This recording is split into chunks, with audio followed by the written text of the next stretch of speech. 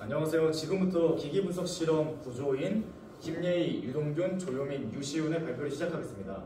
발표 주제는 분광광도계 중 하나인 UV 미스트 스펙의 원리와 운용입니다. 발표는 실험 목적, 이론, 실험 재료 및 과정, 결과 및 해석, 토익, 참고 문헌 순으로 진행됩니다. 이번 실험의 목적은 분광광도계의 원리를 이해하고 실제 분석에 적용하는 것입니다. 구체적으로는 분광분석법의 원리와 기기 모식도를 파악하는 것입니다. 또한 람베르트 비어의 법칙을 이용해 물질의 농도를 계산하고 기기를 직접 구동하여 시험 용액의 흡강도를 측정하는 과정을 익힙니다. 마지막으로 스캐닝을 통해 물질의 최대 흡수 파장을 찾아내고 이를 바탕으로 정확한 정량 분석 능력을 기르는 것이 목표입니다. 첫 번째 이론은 분광분석법입니다. 분광분석법은 기기 분석에서 가장 널리 사용되는 방법 중 하나로 빛과 물질의 상호작용을 이용해 물질을 분석하는 방법입니다. 빛의 여러 성질 중에서 물질이 특정 파장의 빛을 흡수하는 형상인 흡광을 이용했습니다. 이를 통해 자외선이나 가시광선 영역의 빛을 흡수하는 물질의 종류와 양을 분석할 수 있었습니다. 저희가 분광분석법 중에서 사용한 방법은 흡수분광법입니다.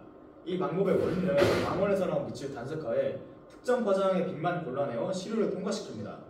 이때 시료의 성분이 빛을 흡수하게 되는데 시료를 통과한 후 약해진 빛의 양을 측정해서 시료의 농도를 알아내는 것입니다. 주로 자외선, 가시광선 및 적외선 영역의 빛이 이 분석에 사용됩니다.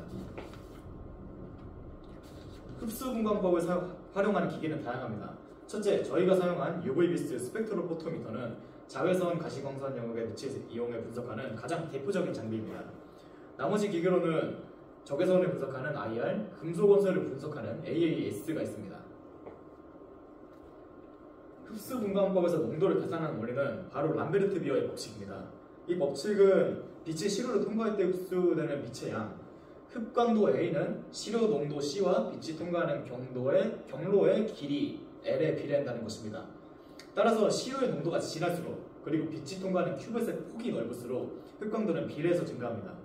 이 관계식을 이용하면 흡광도 측정을 통해 미지 시료의 농도를 계산할 수 있습니다. 저희가 스펙 구동 시험을 3차에 나누어서 진행했는데요. 이번에는 실험 재료에 대해서 소개하겠습니다. 우선 1차 시험은 큐벳과 UV 미스트 스펙을 사용하였습니다.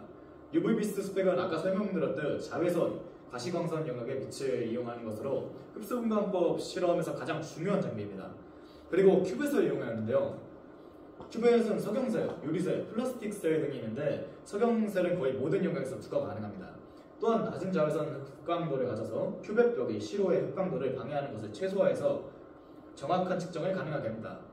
유리 큐벳은 거의 모든 자외선을 흡수하여 UV 측정에는 적합하지 않아 저희 실험에서는 사용하지 않았습니다. 플라스틱 큐벳은 230나노미터 이하에서는 사용이 불가능한데요. 하지만 가격이 저렴해서 실험마다 쉽게 교체가 가능하다는 장점이 있습니다. 다음은 시험용의 과망간산 칼륨이라고 부르는 KMnO4입니다. 이번 실험에서 미지 용액의 농도를 정량 분석하는 데 이용했습니다. KMnO4는 자체적으로 빛을 흡수하여 색을 띠며 이를 활용해 시료 내 물질의 농도를 측정하거나 분석법의 검량선 작성을 위한 표준 용액으로 사용될 수 있었습니다. 2차 실험에서도 1차와 동일한 재료를 사용했습니다. 3차 실험에서는 과망간산 칼륨 대신 브래드포트 솔루션과 BSA 용액을 사용하였습니다. 이 용액이 단백질과 결합하면 적색에서 청색으로 변하고 이때 흡광도를 595나노미터에서 측정해 단백질 농도를 정량하는 데 사용된다는 것입니다. 빠르고 간단하면서 정확한 단백질 정량 방법을 제공합니다. 저희가 브래드포트 솔루션 용액을 희석하는 이유에 대해 추가적으로 논문을 찾아봤는데요.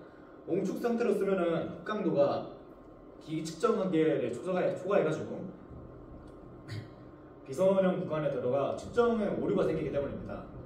따라서 희석하면 농도와 흡광도가 비례해서 UVB스에서 깔끔한 검량선을 얻을 수 있다는 것입니다. 마지막으로는 BSA가 있는데 소효청 알부민으로 대부분 다른 단백질 정량 시 표준 용액 제조에 사용됩니다. 2주차는 흡광도 측정과 최대 흡수 파장을 찾는 실험을 진행했습니다. 먼저 1000ppm 농도의 KMnO4 용액을 희석 공식을 활용해서 10ppm과 50ppm 농도로 희석한 시험 용액을 만들었습니다. 그 후 스캐닝을 통해서 최대 흡수 파장을 측정했는데요. 보시는 바와 같이 최대 흡수 파장은 525나노미터가 나왔고 그에 따른 흡강도는 10ppm에서 0.149, 50ppm에서 0.733으로 확인할 수 있었습니다. 여기서 10ppm의 흡강도를 이용해 계산을 진행했습니다. 10ppm의 모유 농도를 환산한 뒤 람베르트 비어의 법칙을 사용해 계산한 결과 모유 흡강 계수는 2354.726이라는 것을 구할 수 있었습니다.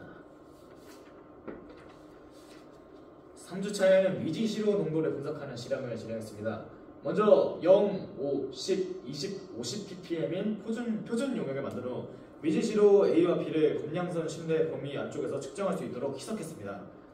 표준 용액과 미지시로를 큐브에서 남아 흡광도를 측정했는데 이를 이용해 검량선을 작성한 결과 직선의 방정식은 y는 0.0159x 플러스 0.0021로 나타났고 r제곱 값은 0.991로 나왔습니다. 또한 검량선을 이용하여 미지시로의 농도를 환산한 결과 미지시로 A의 흡강도는 0.28로 나왔고 농도는 17.48ppm으로 계산되었습니다. 그리고 미지시로 B의 흡강도는 0.596으로 농도는 37.35ppm으로 나타났습니다. 두 시료 모두 작성된 직선 범위 내에서 신뢰할 수 있는 결과를 보여주었습니다.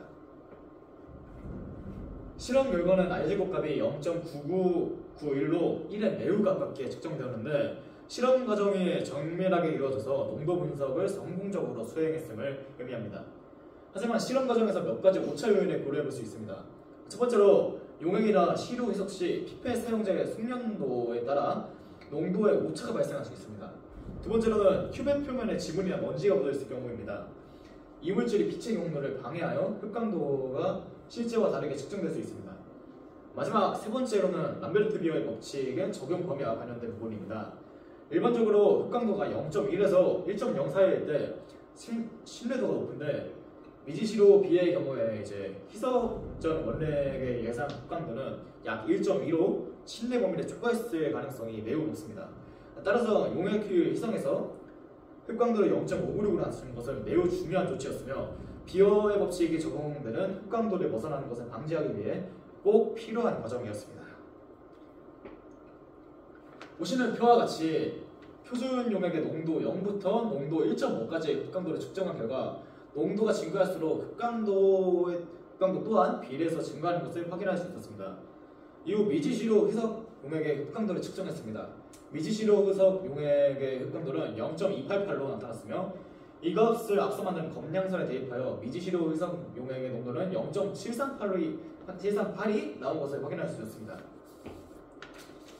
실험 결과는 다음과 같습니다.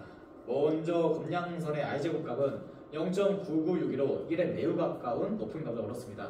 이는 저희가 그린 검량선이 매우 좋은 직선성을 가지며 실험의 신뢰도가 높다는 것을 의미합니다. 또한 우유를 50배 희석한 미지시로 희석 용액의 농도는 0.7388로 그것을 토대로 계산한 우유의 단백질 농도는 36.9였습니다. 시판 후의 단백질 함량과 비교했을 때 매우 유사한 값이 나왔기 때문에 이번 실험이 성공적으로 진행되었음을 확인할 수 있었습니다. 저희가 이번 실험 과정에서 오차 요인으로 피페팅 과정에서의 부정확성이나 큐벳 표면의 오염 등이 있음을 고려하였습니다. 결과적으로 3차 실험을 통해 브래드포드 에세이의 원리를 이해하고 표준 국성을 이용하여 미지시로인 우유의 단백질 농도에 대해서 성공적으로 정량할 수 있었습니다. 1차, 2차 실험을 통해 분광 광독의 기본 원리와 검량선을 이용한 정량 분석법을 익혔고 3차 실험에는 이를 실제 시료인 우유 단백질의 분석에 적용했습니다. 이를 통해 실제 물질의 정량 분석에 브래드포드 분석법이 어떻게 적용되는지를 이해하고 앞선 실험에서 배운 원리와 응용법을 심화하는 기회가 되었습니다. 참고문헌은 이렇게 나왔습니다. 시청해주셔서 감사합니다.